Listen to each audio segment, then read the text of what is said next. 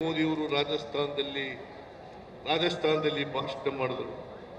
ಕರ್ನಾಟಕದ ಭಾರತೀಯ ಜನತಾ ಪಕ್ಷದ ಮುಖಂಡರುಗಳು ಹೇಳಿದ್ರು, ವಿಫಲ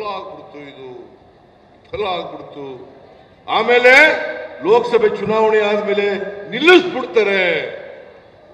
ನಾನು ನಿನ್ನೆ ತಾನೇ ಬಜೆಟ್ ಮಂಡಿಸಿದ್ದೀನಿ, ಮೊನ್ನೆ ಬಜೆಟ್ ಮಂಡಿಸಿದ್ದೀನಿ. ಇವತ್ತು 5 ಗ್ಯಾರಂಟಿ ಯೋಜನೆಗಳಿಗೆ 52,000 ಕೋಟಿ ರೂಪಾಯಿಗಳನ್ನು ಬಜೆಟ್ನಲ್ಲಿ ಅಲೋಕೇಟ್ ಮಾಡಿದ್ದೀನಿ. ಮಿಸ್ಟರ್ ಅಶೋಕ, ಬಜೆಟ್ ಪುಸ್ತಕ ಓದ್ಕೊಳಪ್ಪ.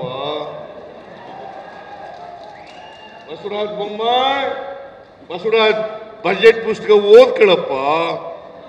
ಸುಮ್ಮನೆ ಯಾಕೆ ಜನರನ್ನ ದಾರಿ ತಪ್ಪಿಸ್ತಕ್ಕಂಥ ಕೆಲಸ ಮಾಡ್ತಾ ಇದ್ದಾರೆ. ಇವತ್ತು ಗೃಹ ಜ್ಯೋತಿ ಯೋಜನೆಗಳಿಗೆ ಸುಮಾರು 1,60,00,000 ಕುಟುಂಬಗಳಿಗೆ 200 ಯೂನಿಟ್ ವರೆಗೆ ಫ್ರೀ ಕರೆಂಟ್ ಜೊತೆಗೆ 1,17,00,000 ಕುಟುಂಬದ ಯಜಮಾನಿಯರಿಗೆ 2,000 ರೂಪಾಯಿ ಯಾವನಾರು ಕೊಟ್ಟಿದ್ರ? 2,000 ರೂಪಾಯಿ ನಿಮ್ ಕೈ ಕೊಟ್ಟಿದ್ರ? ನಿಮ್ಮ ಅಕೌಂಟ್ಗಳು ಕೊಟ್ಟಿದ್ರ?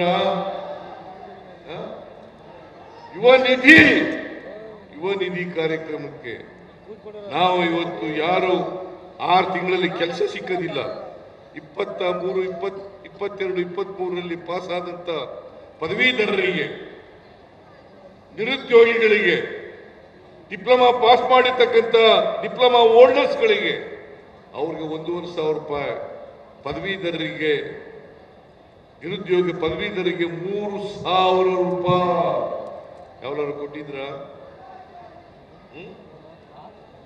ಇವತ್ತು ಏನಾದರೂ 8 ತಿಂಗಳ ಸರ್ಕಾರದಲ್ಲಿ ಸಂಪೂರ್ಣ 5 ಗ್ಯಾರಂಟಿಗಳನ್ನ ಜಾರಿ ಮಾಡಿದ್ರೆ ಅದು ಕಾಂಗ್ರೆಸ್ ಸರ್ಕಾರ ಅಂತಕ್ಕಂಥದ್ದನ್ನು ತಿಳ್ಕೋಬೇಕಾಗ್ತದೆ.